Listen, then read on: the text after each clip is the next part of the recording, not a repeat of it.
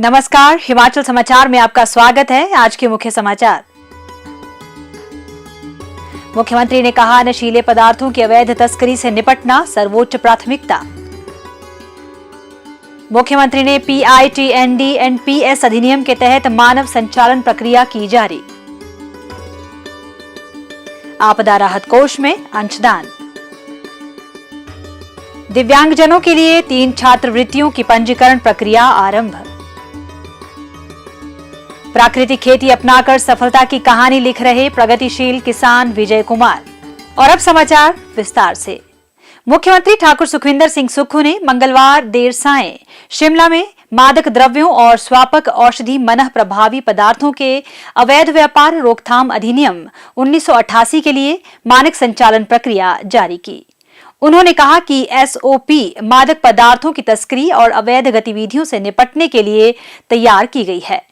इसमें आरोपी को हिरासत में लेने, हिरासत के आदेशों को निष्पादित करने और गैर कानूनी रूप से अर्जित संपत्तियों को जब्त करने की विस्तृत प्रक्रिया बताई गई है।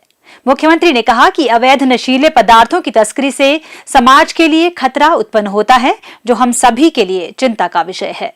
उन्होंने कहा कि इस खतरे से निपटना सरकार की सर्वोच्च प्राथमिकता है। नशीली दवाओं से संबंधित अपराधों को रोकने के लिए एक समर्पित विशेष कार्यबल कार्य कर रहा है। उन्होंने कहा कि इस संबंध में मार्गदर्शन करने के लिए एक सलाहकार बोर्ड भी स्थापित किया गया है।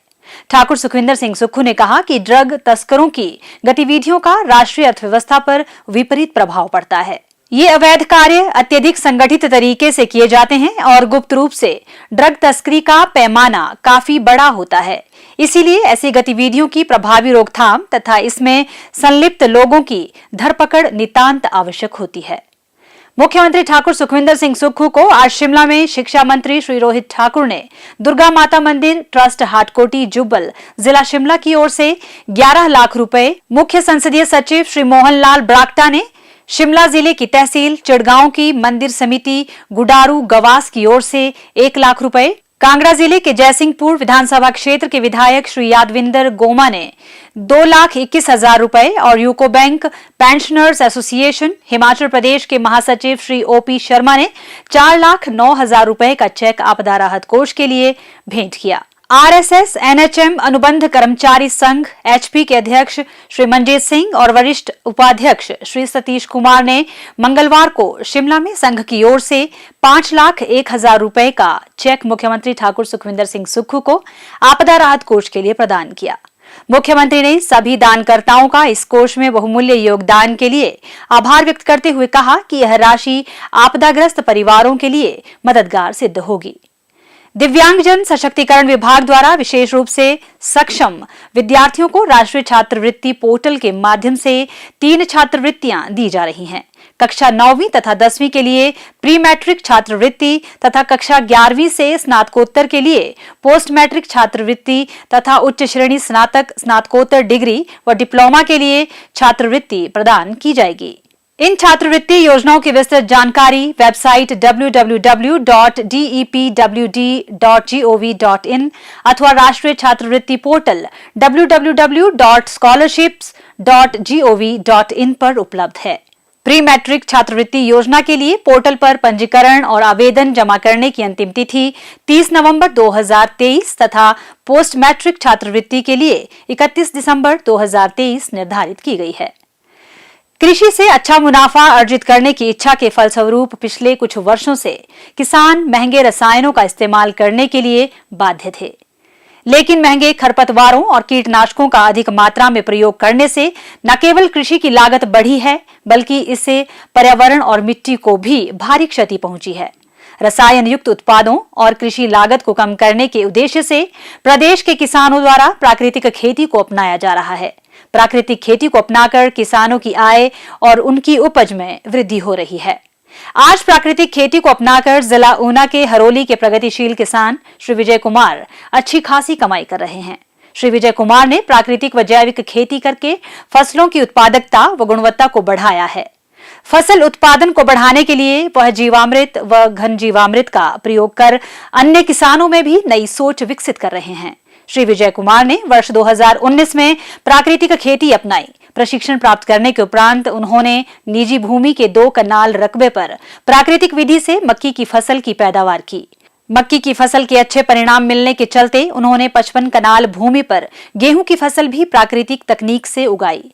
गेहूं की फसल में देशी विधि से तैयार जीवामृत, घन जीवामृत व आग्नेयास्त्र जैसे घटकों का प्रयोग किया।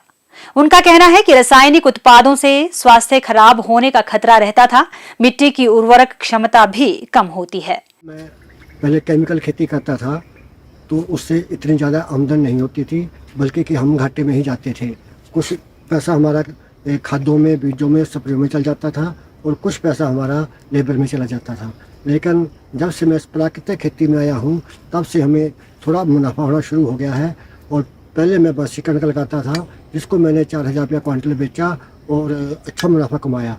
अब मैं सब्जी कर रहा हूँ। अब मैंने 3 आदमी को लगातार रोज़गार दे रखा है और मेरे घर और परिवार के भी सभी सदस्य खुश हैं। लोग भी हमारे से खेत में आके सब्जी ले जाते हैं और गाँव के लोग भी खुश हैं। बाकी जो हमारे पास फसल बचती है वो हम उन्ना सब्जी मंडी में ले जाते हैं और हम हफ्ते में लगभग 5-6 क्विंटल सब्जी मंडी में लेके जाते हैं और हफ्ते की हमें 2 से 2,500 रुपया नेट प्रॉफिट की आमदन हो जाती है।